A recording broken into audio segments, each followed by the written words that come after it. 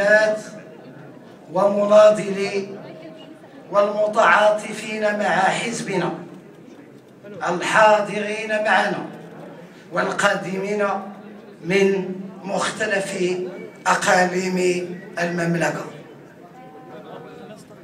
الإخوة والأخوات،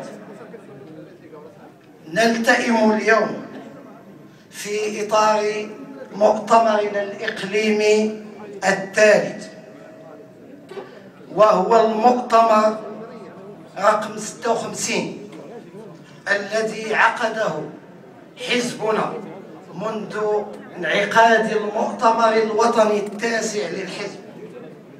الأخوات والإخوة، نرحب بكم جميعا بعمالة إنسكان أيت ملول، الإقليم الذي نعتبره اتحاديا بالفطرة، الإقليم الذي نشعر اليوم أكثر من أي وقت مضى باحتضان ساكناته وهيئاته الجمعوية النقابية للاتحاد الاشتراكي، خاصة عقب الدينامية التنظيمية التي أسس لها حزبنا محليا ووطنيا تحت عنوان من أجل تبني خطابنا السياسي، إعادة تبني خطابنا السياسي بقوته من طرف القوات الشعبية.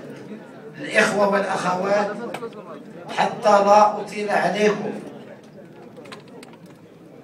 أعطي الكلمة إلى الأخ البشير أحشموت، نائب باسم الكتابة الإقليمية لعمالة إنسكان أيت ملول.